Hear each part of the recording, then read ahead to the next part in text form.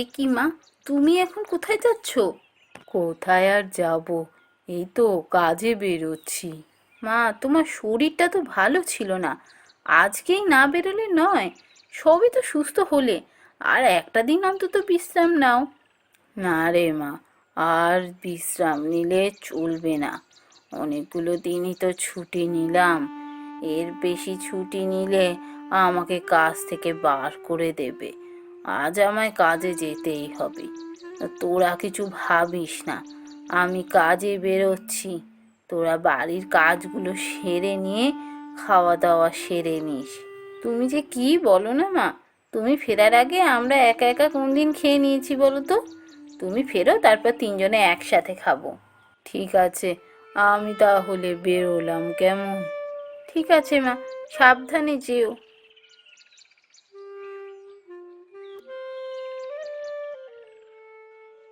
জানিস দিদি, মায়ের এই শরীর খারাপ নিয়েও এত খাটাখাটনি করতে দেখলে আমার বড় কষ্ট হয়। কষ্ট তো আমারও হয় রে, কিন্তু মা যে আমাদের কাজে বেরোতে দেবে না। আমি তো কতবার করে মাকে বলেছি যে মায়ের বয়স হয়েছে, আর মাকে কাজে যেতে হবে না, মায়ের কাজগুলো আমি নিয়ে নেব। কিন্তু মা তো আমার কথাই শোনে না।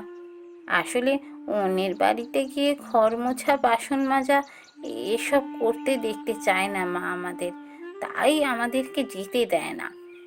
সেটা তো আমিও বুঝি, কিন্তু এছাড়া আর কি উপায় আছে বল? আমাদের এই গ্রামে কে কাজ দেবে?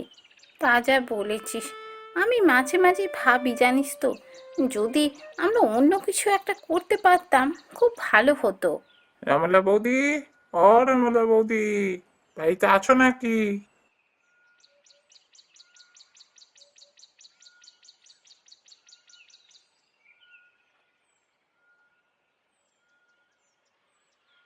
আরে হরেন কাকা যে, মা তো বাড়িতে নেই।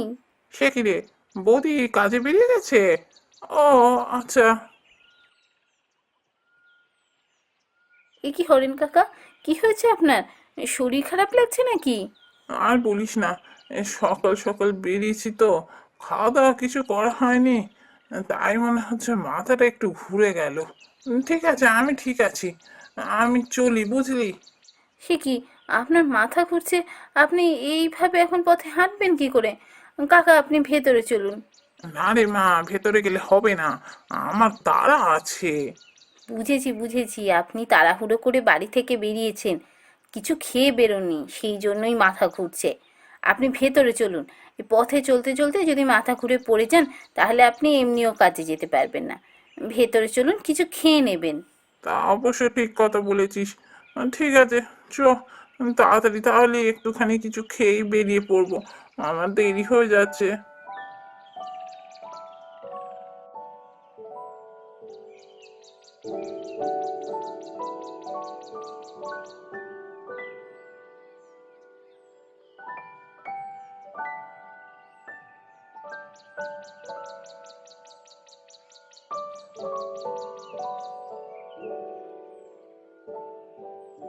বাবা, গাজরের হালুয়াটা কিন্তু খুব সুন্দর হয়েছে। তা তোরা রান্না করেছিস না বৌদি রান্না করেছে? না না কাকা, আমরা দুজনেই রান্না করেছি। খাসা তোদের রান্নার হাত বটে। যাক, হ্যাঁ রে, রমলা বৌদির তো শরীর খুব খারাপ ছিল, আজই কাজে বেরিয়ে পড়লো। ও কটা দিন তো বিশ্রাম নিলে পারতো নাকি? আমরাও বলেছিলাম কাকা, মা আমাদের কথা শোনেনি।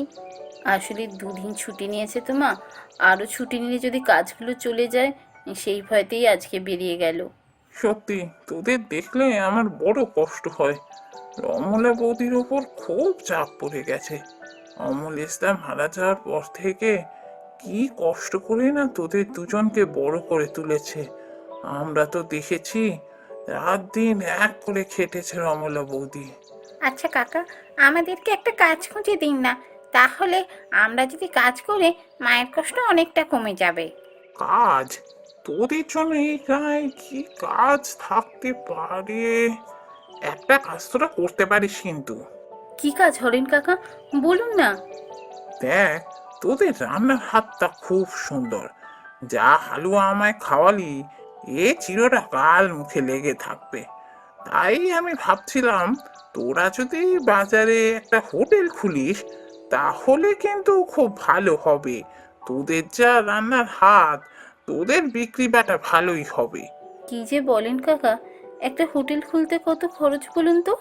সব যদি ছেড়েও দিই, 10-12টা মানুষের জন্য রান্না করতে যা চাল ডাল কিনতে হবে, তাতেই তো অনেক টাকা পড়ে যাবে।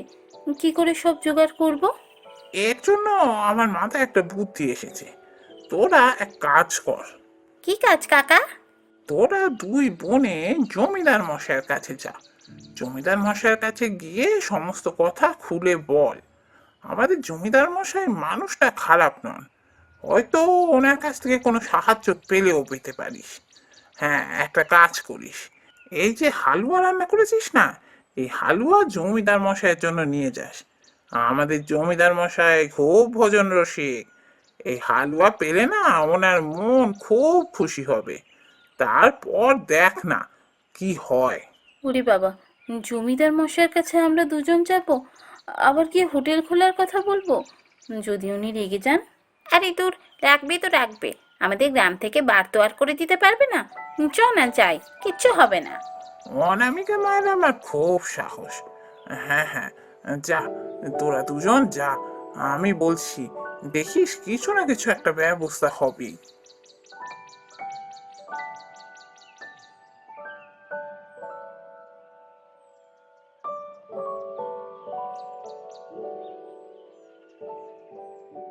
চ দিদি, আমরা এখনই জমিদার মশাইয়ের কাছে যাই। কি বলছিস? এখন যাব কি? মাকে কিচ্ছু বলা হয়নি। মা আগে ফিরুক, মাকে বলি সব, তারপর তো। মা জানতে পারলে না বলে দেবে। চ না, এখনই চ, কিচ্ছু হবে না। কিন্তু মা তো এসে খোঁজাখুঁজি করবে। আমরা মাকে না বলে গেলে মা তো চিন্তা করবে। না রে বাবা না, মায়ের আসতে দুপুর হবে। আমরা তো এক্ষুনি চলে আসবো। জমিদার মশাইয়ের কাছে গেলে কতক্ষণ সময় লাগবে বল দেখি? ওখানে কি আমরা গল্প করতে যাচ্ছি? তা ঠিক। তাহলে যাবি বলছিস? আচ্ছা, চল তবে। আমার না কেমন ভয় ভয় করছে। দূর, তুই শুধু শুধু ভয় পাচ্ছিস। চ, এই হালুয়া এক ডিপে ভর্তি করে নিয়ে যাই জমিদার মশাইয়ের জন্য।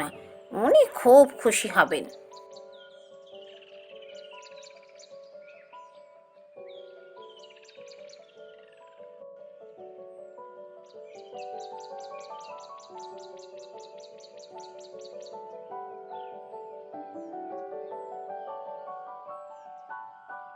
কে তোরা? এখানে কেন এসেছিস? হুজুর, আমি অনামিকা, আর ও আমার দিদি শতরূপা। আমরা আপনাকে এটা দিতে এসেছি। এই যে দেখছি গাজরের হালুয়া। গাজরের হালুয়া খেতে আমি খুব ভালোবাসি। দেখি দেখি কেমন খেতে হয়েছে।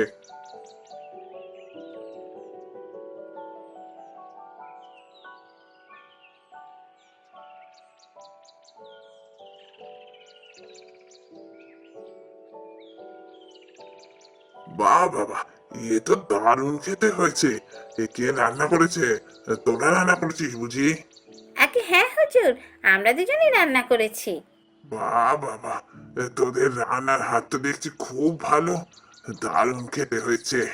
হ্যাঁ রে, তোরা কার মেয়ে? আমাদের বাবা ছিলেন অমলেশ রায়। ও, তোরা অমলেশের মেয়ে বুঝি? হ্যাঁ, অমলেশ মারা যাওয়ার পর থেকে তোদের তো খুব কষ্টে দিন যাচ্ছে, তাই না? আগে হ্যাঁ হুজুর, বাবা মারা যাওয়ার পর মা খুব কষ্ট করে আমাদের বড় করেছে। আমাদের মায়ের খুব কষ্ট। হ্যাঁ, তোরা তো বড় হয়েছিস। তোরা এবার মাকে কাজে সাহায্য কর। হ্যাঁ হুজুর, মাকে সাহায্য করব বলেই তো আমরা দুজনে মিলে একটা কাজ করব ভেবেছি। কিন্তু কিন্তু কি, চুপ করে গেলি কেন? কি কাজ করবি ঠিক করেছিস তোরা? আগে হুজুর, আমরা ঠিক করেছি গ্রামে একটা হোটেল খুলব। কিন্তু হোটেল খুলতে তো অনেক টাকা লাগবে। আমাদের কাছে তো অত টাকা নেই, তাই এখন খুলতে পারছি না হোটেল। বুঝলাম। ঠিক আছে, শোন তবে, আমার ছেলের জন্মদিন পরের মাসে। জন্মদিনের দিন আমি খুব বড় করে অনুষ্ঠান করছি। অন্তত 1000 লোক নিমন্ত্রিত আছে। গ্রামের সবাইকে তো খাওয়াবোই, গ্রামের বাইরে থেকেও লোকে নিমন্ত্রিত হয়ে আসছে। সেই অনুষ্ঠানে রান্নার সমস্ত দায়িত্ব আমি তোদের দিচ্ছি। কিরে, পারবি তো? পারবো, পারবো হুজুর, পারবো। আমরা পারবো সে রান্না করতে। খুব ভালো। তোদের অগ্রিম টাকা আমি দিচ্ছি, সেই টাকা দিয়ে তোরা হোটেল খোল। তবে মনে থাকে যেন অনুষ্ঠানের দিন রান্না এমন হওয়া চাই যাতে সবাই বাহবা করতে থাকে, আমার মাথা কাটা যেন না যায়। এটা মনে রাখবি। হুজুর, আপনি কিচ্ছু চিন্তা করবেন না। আমরা সেদিন এমন রান্না করব, সবার মুখে লেগে থাকবে খাবার।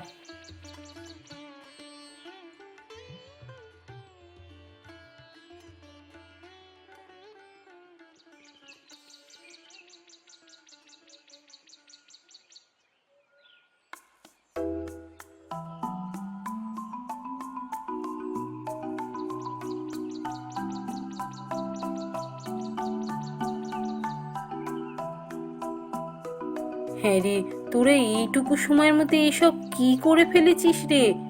কি বলছিস, আমি যে কিছু বিশ্বাস করতে পারছি না। মা, যা বললাম সব সত্যি। তোমার হাতে তো টাকাগুলোও দিলাম, দেখলে তো। কাল থেকেই আমরা হোটেল খুলি, চলো। আর জমিদার মশাইয়ের ছেলের জন্মদিনেতে আমাদের তিনজনকেই ভালোভাবে রান্না করতে হবে। সত্যি তোদের জন্য আমার খুব গর্ব হচ্ছে রে। তোরা যে এত কিছু করতে পারিস, আমি তা ভাবতেই পারিনি। মা, যা কিছু হয়েছে সব হরেন কাকার জন্যই হয়েছে। হরেন কাকাই এই সমস্ত বুদ্ধি দিলেন বলেই এত কিছু আমরা করতে পারলাম। আর অনুর যা সাহস, অনু তো একাই গিয়ে জমিদার মশাইয়ের সাথে কথা বলে সব কিছু ঠিক করে ফেললো। যাক, তবে এবার আমাদের কষ্টের দিন শেষ হবে। আমরা তিনজন হোটেল চালিয়ে সুখে শান্তিতে দিন কাটাবো।